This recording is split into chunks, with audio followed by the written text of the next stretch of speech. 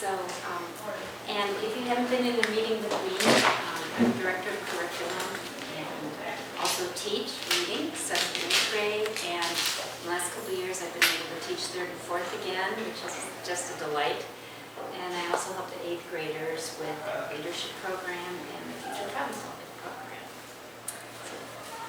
I'm Whitney. I have Lacey in Seedling. As opposed to stereotypical decisions.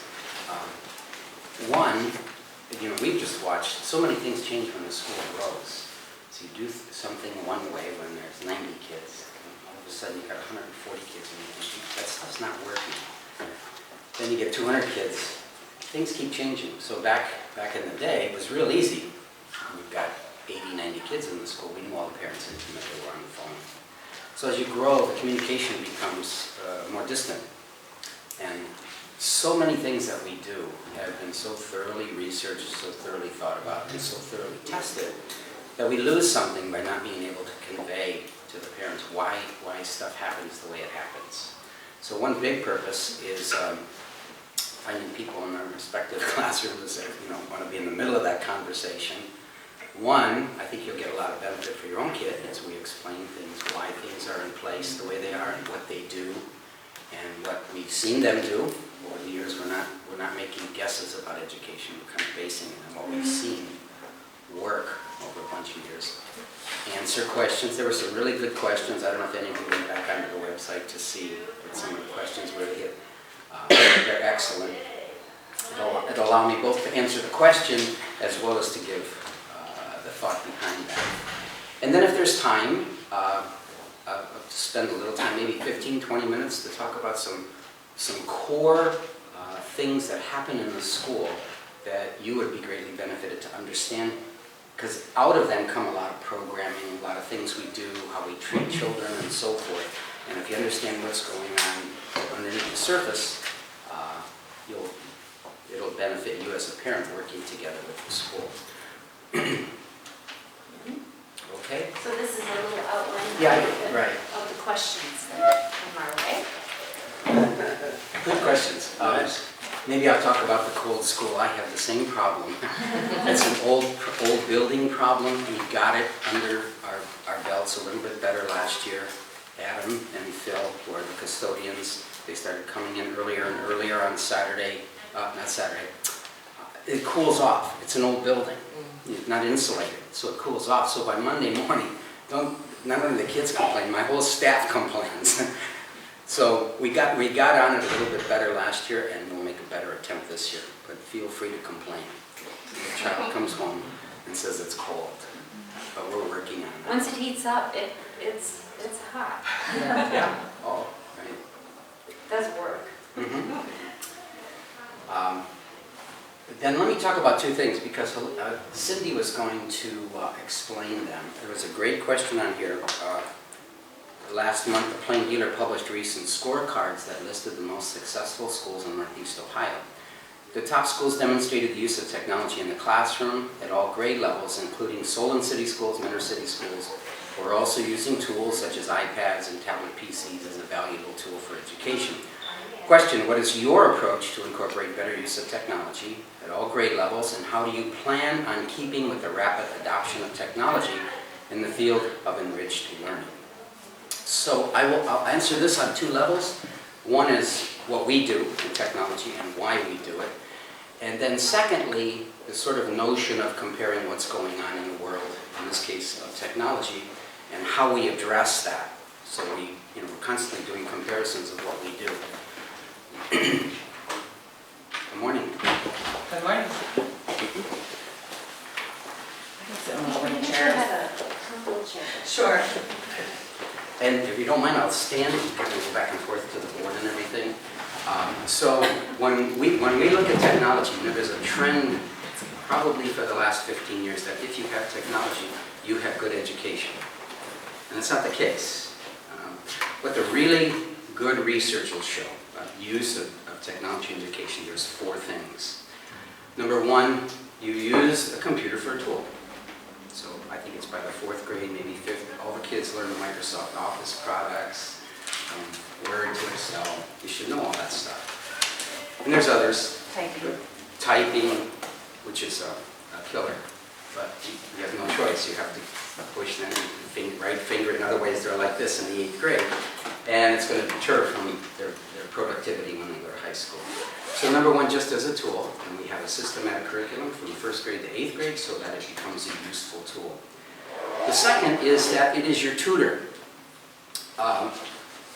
meaning you can take online courses. You know, this is much more popular, a little bit on the high school level, more so on the college level, where you take a course online and respond to it. Now, we do some of that, and I'll mention the defects in that approach to education. Our upper grades, starting in probably 3rd grade, children use Khan Academy in conjunction with their teacher.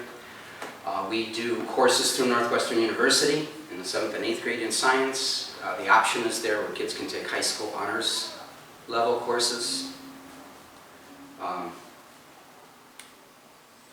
Probably those are the 2 main areas. The other tutor thing is thoughtful use of software for drill and practice in some cases. Yeah, that's more in the category of tools. So for example, if you've got little children, probably Mr. Sproul and Mrs. No, I could keep on saying Hannah Miller. Banji, yeah, Mrs. Banji. You know, I've introduced them to how to do speed drills by playing games and software like that. So that's still as a tool. The third is to use the computer as a 2T, meaning you're teaching the program how to program. So you're learning programming language, teaching the computer how to function. So beginning in the 1st grade, children learn Logo. That was developed by Seymour Papert back in the 70s at MIT, and I still think it's the finest piece of software. I taught it before we started growing more. I taught it to 1st grade all the way through 8th grade. It is fabulous because you have to go through the whole process of how to program, but you're doing it with this little turtle. So the kids have tons of fun, but they're learning all the basics on how to program. And then the opportunities to program continue all the way through the 8th grade, so we have some students who have done C++. A lot did BASIC in the middle years. It's a little bit available for interest and opportunity. So not all the children are interested in going that far, but it's there to be able to learn how to program a computer. And then thirdly, this has developed more as the resources on the web have occurred. It's sort of like a textbook to the 4th power. You know, with good textbooks, they try to add pictures and graphs and things like that. Well, now, in social studies, you can take children anywhere in the world, and they get first-hand experience, or vicarious experience, but still a lot better than just a textbook. My wife uses it in her reading class to introduce just fabulous web pages on authors and background on authors. So the expansion of what children observe and learn is exponential. I use the computer in mathematics. A lot of use is for tool. I do a lot of problem solving with the 5th through 8th graders. So the use of smartboard is in all the classrooms. So teachers make use of that as their tool.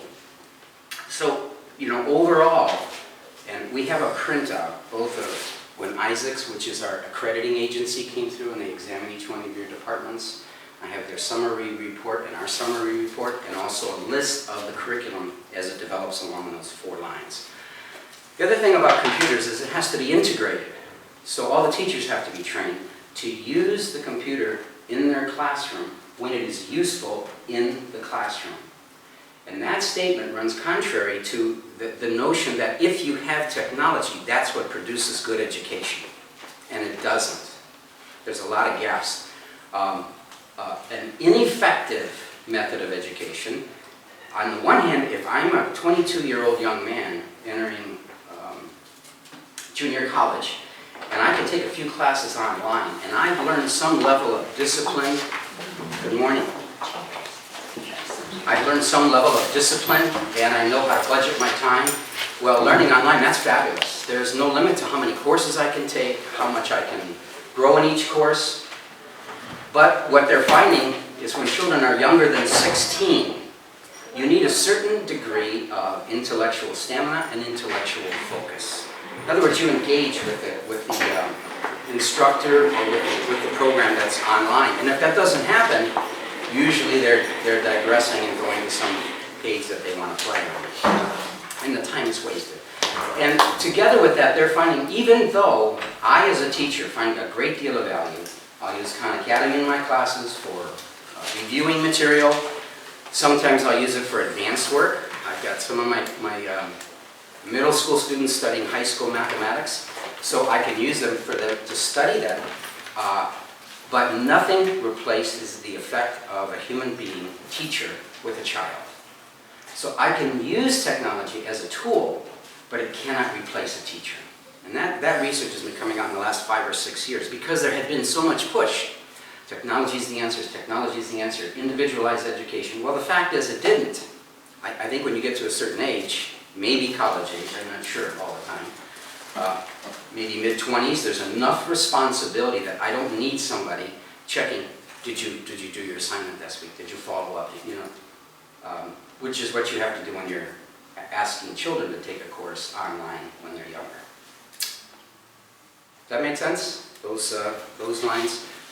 I have Go ahead, yeah, a couple examples. Chromebooks were the hot item. You know, everything that comes down the pike in education, then all of a sudden everybody, you have Chromebooks? Does your school have Chromebooks? There's a bandwagon. And we study this, and our tech person is on a lot of listservs with other technology teachers in Ohio and also in the independent school world. And there's a lot of robust discussion about these kinds of things. And we thoughtfully, right now, we prefer laptops in the 5th through 8th grade. There's more power. And our students who learn to do Prezi presentations and iMovie and all these things to either for History Day or right within their social studies and science, they need more power than a Chromebook. But last year we piloted it in the 3rd and 4th grade. The teachers also, get their professional journals and they're reading about the application of technology for the young social studies learner or in science. And those teachers said, we could really use them. We'd like them to be able to look at the websites and also, type up their stories in class, and we can circulate and help them. So we piloted it last year, and we added more this year. It seems to be a really good fit there. So that's just an example of, we didn't just, everybody's doing one-to-one computer with Chromebooks, but our 5th through 8th graders, we have laptop cards on every floor where they are, and they're all assigned one. If they're down here, they've got this number. If they're upstairs, they've got another number. And so that's how we're doing one-to-one computer right now. Students don't have to share computers whenever we need them. I think that's the best example. Yeah, I'm not sure everything that was behind the question, but when we approach something like this, like technology in the school, we don't just do technology. We look at if we had unlimited resources and unlimited personnel, what would our technology program look like? Well, we don't have unlimited personnel, we don't have unlimited resources, but at least you're on the right trajectory. And so that's how we would study something like this. Put as much in place as we possibly can to make it as rich of a technology program as possible. I think there's little things that we don't do. I'm not sure our kids are old enough. There's a big push in technology right now for online collaboration from everywhere, from China all the way to the West Coast to here with other kids in other classrooms. We did a little bit of that. Mrs. Waldo was invited, and it was the only middle school in Ohio invited to work with Patterson Air Force Base in Dayton because of the level of programming she had her 7th and 8th graders do, and their ability to collaborate with kids in high school and early college. So, it's kind of an illustration of our doing as much as we possibly can, with the certain restrictions that there are. That's virtual world programming with 3D design, and she spent a whole summer down there at their invitation to develop it for middle school. So there's always a period of time in the 7th and 8th grade that they do to play with 3D design based on that Yeah. program. So let me, the other piece is the comparison, how do we look at new developments or schools that are doing a great thing or have gained some good reputation? How do we treat that, as we're looking in the educational world, because it's changing all the time? So I'll use this as an example of how we would approach it. So the question, the top schools demonstrate use of technology in the classroom at all grade levels, including Solon City Schools and inner-city schools. Okay, number one. So if I'm approaching something like this, and I saw this in the Cleveland Playing Theater also, first question is, what was the test? What was being tested? So then the question is, do we want to prepare our children for what's on that test? You follow? Okay, to this point, we don't want to. There's too much evidence, especially, and it's accumulating, that because of the nationwide, the huge push for measuring education by standardized tests is undermining education. So instead, in fact, one of my favorite stories, 2 days ago, we had the head of the gifted program at Cleveland State come to visit the school, and she brought 6 CMSD teachers who are teaching major works, which is the gifted program in Cleveland State, just to sit around and chat, take a look at what we're doing. And I know her pretty well, and she understands what we do. And I asked her, you get some great kids passing through your program, would you give me some of their names? And she said, it's not that easy. The more and more kids that are coming through a whole program that is standard-based, test-oriented, the capacity to think analytically and critically and creatively is falling off dramatically. So she wasn't sure. Our teachers are under a lot of pressure when you come here. Helene and I, we sit down with you for 3 years. And you're going to learn about creative education, you're going to learn about experiential education, you're going to learn about the philosophy of education and the history of the philosophy of education. Because this is, I feel, as important as a medical doctor. No offense. This is a profession. This isn't something because I like kids. I do like kids. Don't get me wrong. This is a profession. So you have to really know your stuff. And so she was explaining, you year after year after year, you're prepping for tests so much of the time. And this is often children in upper grades when they come to the school, particularly if they're bright. And the parents are frustrated. My child's bored with math, bored with reading, bored with writing, and all their time is geared toward passing these tests. I don't blame anyone, other than the legislators. I really blame them. But teachers are stuck with it. Principals are stuck with it. Superintendents are stuck with it. You do it or you get fired. But it is not good education. That's why we remain a private independent school. And at another time, if you are interested in philosophy of education and the history of the philosophy of education, I'll give you a 2-hour lecture on it. Because good education is not new. It's as old as human beings are. And this testing drive to prove that kids have learned something because they passed tests is simply false. And it's such a cheating of kids. I feel bad for the kids. You graduate from high school, you passed all the tests, you go to college, and you can't compete. Because you didn't learn the things that you go to school actually for. So that would be my first question. You are a top school, why? And if you can swallow my criticism a little bit more, we've repeatedly gotten students in 3rd, 4th, 5th, 6th, 7th, and 8th grade who have come from the best schools in Northeast Ohio, from the gifted programs in Northeast Ohio, and at best, they're at the middle of the class when they come here. And these are the top kids. We've got a batch that came in this year. These are the top kids from their schools. The parents were fed up. The kids were bored all the time. They come to the school, they're in the middle of the class. Well, what does that tell you? We look at education totally different. Okay, so that's the first part. When we're looking at anything, I'll give you 2 more examples as I think this is helpful. If you're familiar with education at all, there's a lot of hubbub about how good the Singapore schools are and how good Finland's schools are. Anybody see stuff like that in the press? Yeah, what they will not tell you. Finland has a word, the Finnish language has a word that can only come out of people who live in this bitterly cold, unforgiving land that says, just be tough, take it, push through. They won't tell you that. That is the underlying factor. So in other words, a finished teacher has 20 kids in the school with that attitude. You give me something, I have to work at it. If I don't get it, I have to push harder. Do we have that in America? We don't have that in America. I can sing and dance and perform all I want in front of a group of 20 kids, but my performance in front of 20 kids who are waiting for me to get done so they can play their video games is going to be a lot different than the reaction of 20 kids saying, yeah, give it to me, I'll do it. You should watch what I do, teacher. It's just two different worlds. Or I was joking with Mrs. Chen.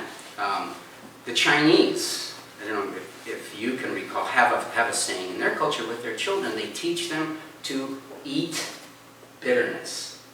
Am I right, Esther? We talked about this one. And words to that effect. And I first heard this when I was coaching some kids to participate in a math competition, of which was predominantly by Chinese everywhere. And I thought, how am I going to prepare my kids to compete in this math test when they're competing against kids who know how to eat bitterness? Holy smokes, we're finished. Okay, well, we're not going to teach your kids to eat bitterness, and we're not going to have them take saunas in the middle of the winter to test their grit. But it's not that clear. It's not those kinds of comparisons. So this is how we evaluate. I've read as much as I could about what is education in Finland, and there are things to learn. What is education in Singapore? And there are things to learn. But we do not hire tutors for 3 hours after school every night throughout the whole year. They do that in Singapore. Now, if you're a child, you're probably wrestling with your child, you've got to get your 20 minutes in. How will your child compare in the classroom to somebody who has hired a tutor, professional tutor? In Korea, it's a huge industry, who will work with your kid 3 to 4 hours a night to make sure they know everything perfectly. So the comparisons are not accurate. We're in America. We're not going to push your kids like that. I don't believe in that. That's only one, that's a piece, to teach self-discipline, but it's only one piece. So I'm going back to the technology. So say, this is the first thing. They passed their top in the state on that test. Well, we're not interested. That's number one. Number two, then, my second question I asked, in what ways is technology connected to improvement? Like, let's say, for example, these are the questions that went through us, because we've gone through this kind of thinking. Is there something that you can do with a computer that's going to improve mathematics instruction? That's what you're really asking, the question. Is there something you're doing with computer that will improve reading instruction? Because if so, you want to use that. You don't want to be arrogant and say, we're not going to do that. You're going to investigate. Is there some kind of value to its use?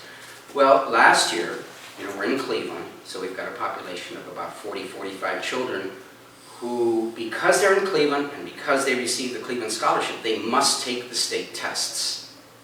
Parenthetically, I'll mention we do that on Saturdays, so it doesn't interfere with our curriculum. But to pass that test, you must teach for the test, because it's a whole pathway of doing things. And last year, 2 years ago, the park wanted it done online. It was a disaster. Of course, that 3 years in a row now, they've thrown out the state test and the way to take it. And that should tell you something about the thought that went into it and how it rolled out. So what we found out is when the children, because we tried to prepare that handful of kids to take this state test online, what you had to do is teach them how to use the computer to be successful on that test. Well, again, we're not interested in doing that. We're not interested in giving you computer instruction so that you know how to take a test on material we're not that interested in. So when I come to a question like this, and I'm not saying this is a criticism of the question, but we're very serious about everything that happens, and we study it. Because there's always things to learn. We think we have a wonderful school. But if you think you're the best school, you're a fool. Because there's always new things to learn, especially in technology, because it's advancing so fast. And again, some of the larger schools that have the resources, we can learn from them. And in the past, we've had people from some of the private schools, some of the public schools, come and give us a workshop. Take our knowledge up a notch. So we're not opposed to it, but we analyze it very, very carefully. so that we're not bringing in things that are not necessary, that are not useful.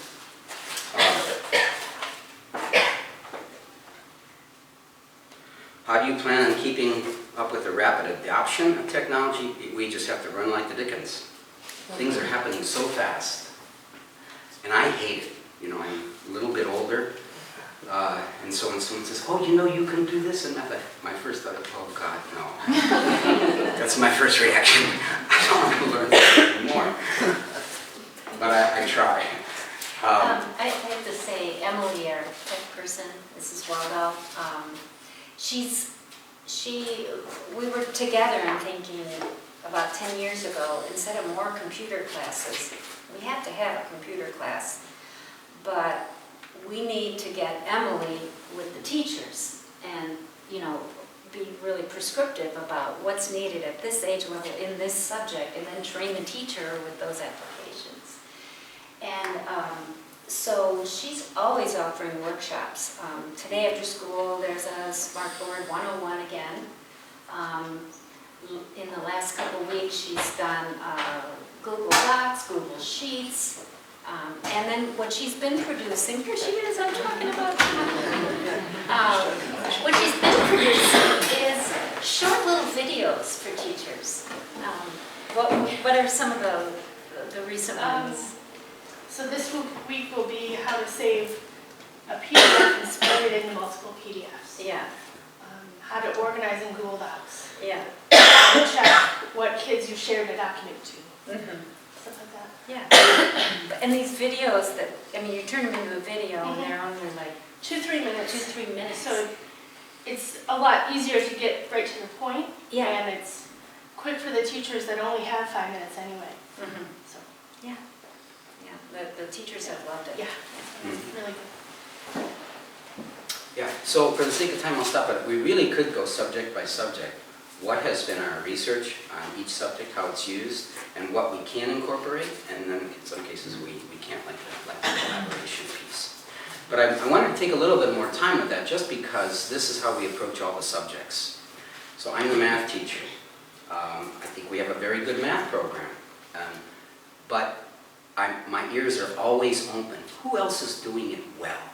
Where else can I learn? A couple years ago, well, almost every year we make it down to the state for the state finals in mathematics. I spend my whole time talking with the schools I identify are the top 10 schools in Ohio. What do you do? What do you do? How do you do it? You know, looking for the people who are smarter than me and maybe do it better than me, and then I'm going to steal your ideas.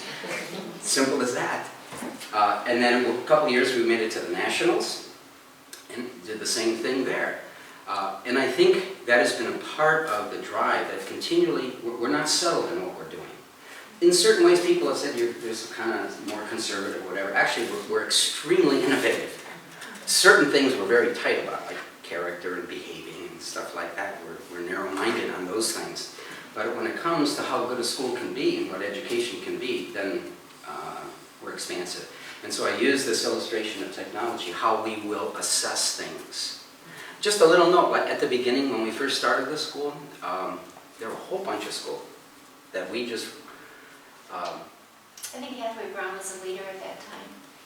So in technology, yes. technology. Is that what Yeah. you're talking about? Just all the places we borrowed from. Oh, And we in borrowed general. everything from reading and mathematics and social We studies. visited the Montessori's, Shaker Heights, you know, we went all over. But this is the culture with teachers who want to do good things. The culture among educators is to share, lots of sharing. So, you know, we found so many people open their doors. We sat at the feet of so many teachers and principals when we started the school. And we open our doors to student teachers or teachers from other schools all the time to come in here and talk to us. So. I know a lot of you are involved with the seedlings or the sprouts or the kindergarten. When we started that program, we have and continue to spend hours combing. There's so many approaches to education. You know, you go to some other countries, it's sort of monolithic. But in America, there's all different kinds of approaches. So we look at what do we want to accomplish, and what has been done and what is being done that we can learn from. And it's still in that process. And I think Christy Nider's done a fabulous job together with the kindergarten and the seedlings and the sprouts teacher, continuing to cultivate that. So we do the two things we want to do here, develop the intellect. You know, seedlings, not that much, but some. But a lot you can do with character, how to treat other people. There's lots of things that can be done, but you're constantly improving. And in doing so, I think it makes the teachers excited, because you're always growing. And at the same time, then that enthusiasm is infectious to the kids. So that's that. Anything else on technology? Or you want to donate $10 million for technology? Okay, then the other side, basketball. Michelle sent me a little note on that. As mentioned in last year's meeting, when projects were determined, final fundraising results for the year were not yet in. Expenses ended up higher than expected, with income a bit lower. Prioritize projects as determined in the meeting, and we'll review hoops in the spring with hopes in the spring with hope of installing. Yeah, we'll try it. When we have the money, we'll do it. I get more complaints from the kids than you get from your son or daughter. Where's that one? So we will work on that. The drop-off, you can't drop off. And the question was, can I drop? They've got a big load of books and projects and everything. Can I drop them off at the front of the school so it's not so far to carry them? The answer is no, because then we have another bigger problem answering everybody else. So we'll do two things. I'll talk to the teachers, how come their load's so heavy, number one. And then number two, we'll just give a few of our escorts teachers heads up. And also we got our 8th graders. That's part of our 8th grade's responsibility every morning, is to stand at the door and help the little kids. And I think probably they're gossiping too much, so they miss the kids with heavy loads. Poor little kids are suffering when they're talking about what they did last night. That's not unusual. I worked on the cold school we talked about. Okay, and on these questions, are there more follow-up? Because I think we go to 9. Right? And I just have 2 little things I'll read you I think you'll enjoy related to what we do in our whole character development program. So if there's any more questions. Did you ever cover studying? Oh, no, we didn't. Thank you. Well, this is a very good one. That's why I put that up to number 2. I'm glad you brought that up. Okay. Yeah. Understand this. The question, let me read it specifically. How can I let my child know that studying for quizzes and tests with mom and dad is a good idea and worthwhile? How do I teach my child the obvious? Okay. This runs a little bit contrary to how we do things in America, but I think it's very important. Children will believe and accept what you tell them to believe and accept. It changes when they get to be 16, 17. They don't believe anything you say. They don't accept anything you say. But prior to that, we're the boss. Even though their attitude and their words and their body language says the opposite. Hate this, squirm, you're the meanest mom that ever lived. And yeah, okay. You have to learn to ignore all of that. And I think parents studying with your kids is fabulous if you have the time. I know a lot of you work, both husband and wife work, so it's hard to get that time in. That's why we added the boost to the after-school program to get more of the homework done, because we recognize how, mom and dad are both working, it's tough. But the coaching that you can do with your child, making them do the homework. So if my children and, or now grandchildren, if I'm with them sometimes after school, same complaints, they're all the same. You're dealing with their will. They want to play, they want to watch TV, they want to watch their video. That's normal. And you're trying to get them to have intellectual focus, intellectual stamina, self-discipline. I mean, come on. I know a lot of adults don't have those characteristics. Of course, if you don't start young and nurture it, you're not going to get it when they're 16 if you don't start when they're 5, 6, or 7 years of age. I'm not sure 3 and 4-year-old we could talk about that. But certainly in the age of reasoning, which most cultures will say occurs between the age of 5 to 7, when you can begin talking to them. I've got a 2-year-old grandson. It's so frustrating. And sometimes the seedlings, the teacher will send the seedlings to me to discipline them. I said, please don't do that. They don't listen to me. If they're in the 5th or 6th grade, they're just like this when they get to my room. I had 2 little kids last year. I said, did you know what you did? Yeah! Oh, you should have seen what he did. I told the teacher, don't do that anymore. I don't want to work with these kids. I don't know how to discipline them.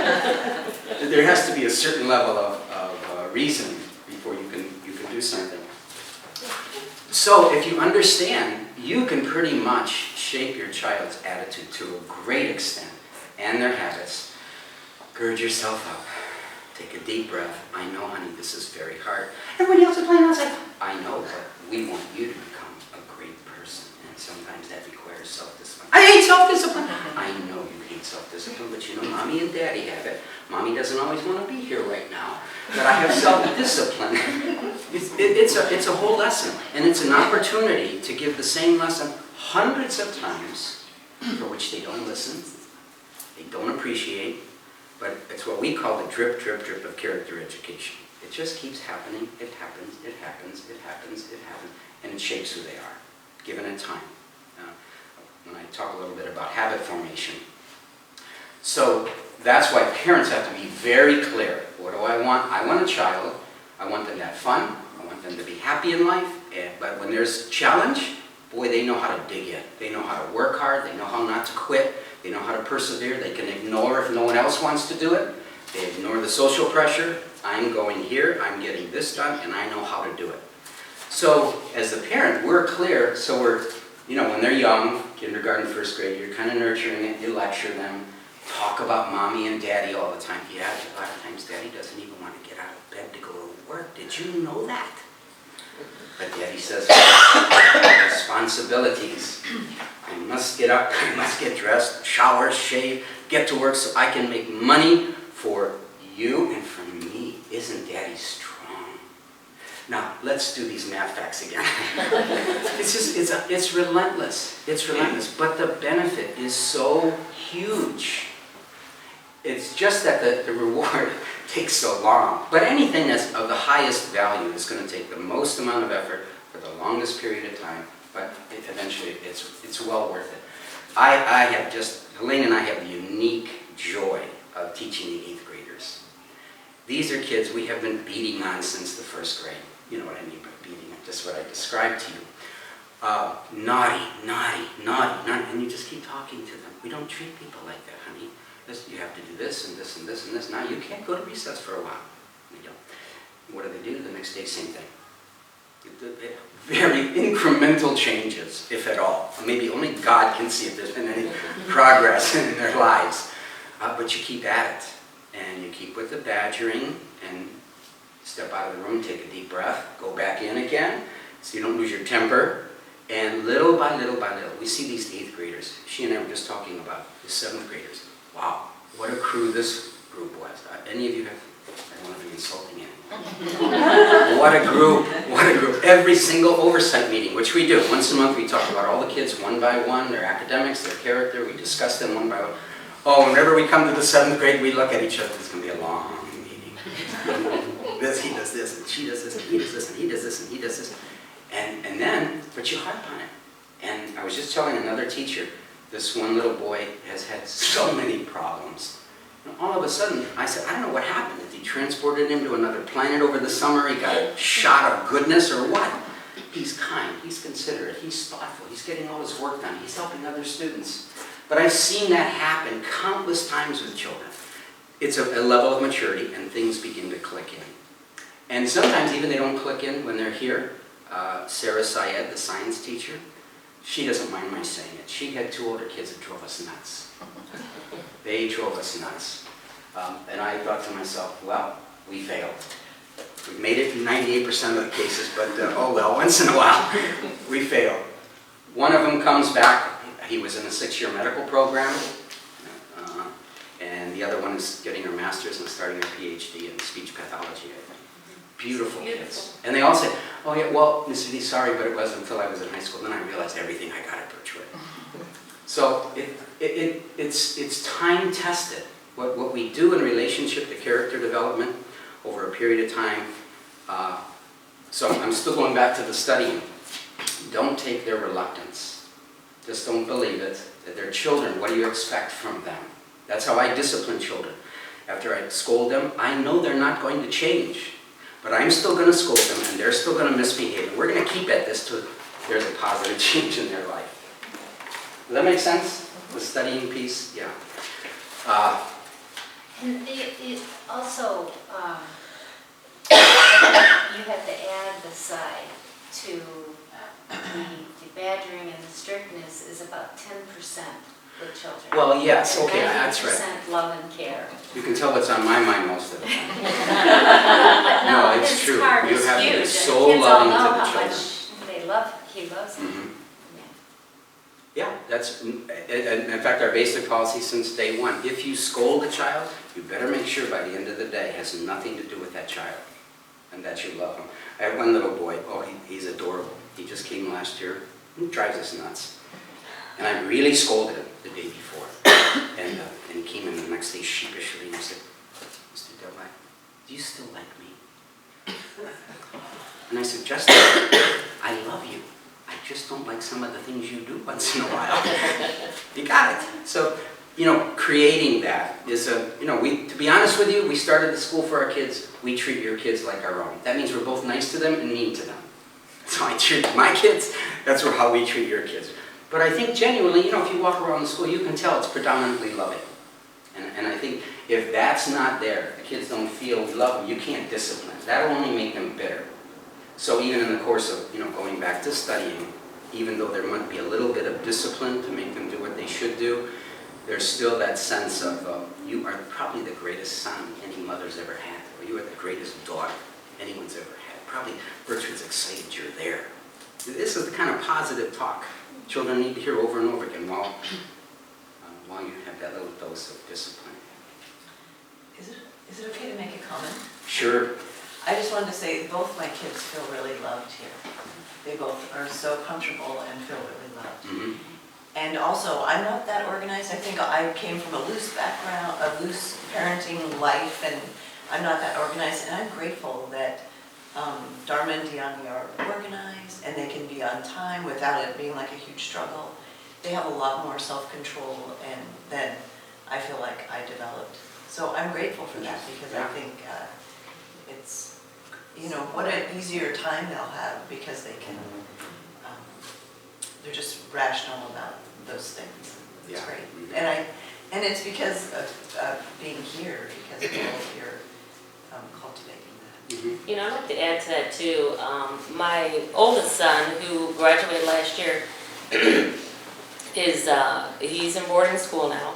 But during the interview, where they're being interviewed, and the gentleman asked Luke, what's your favorite thing about your current school? And I think he thought he was going to say gym or something like that, and he said the teachers. And I think that was, really telling. He didn't say, math class or English class, but he said the teachers. And I remember the guy kind of stopped, and he said, oh. And he just went on about all the teachers and how much he loved the teachers. So I think that, really tells about the school too. Yeah. And just one last note, because we were going to stop at 9, I believe.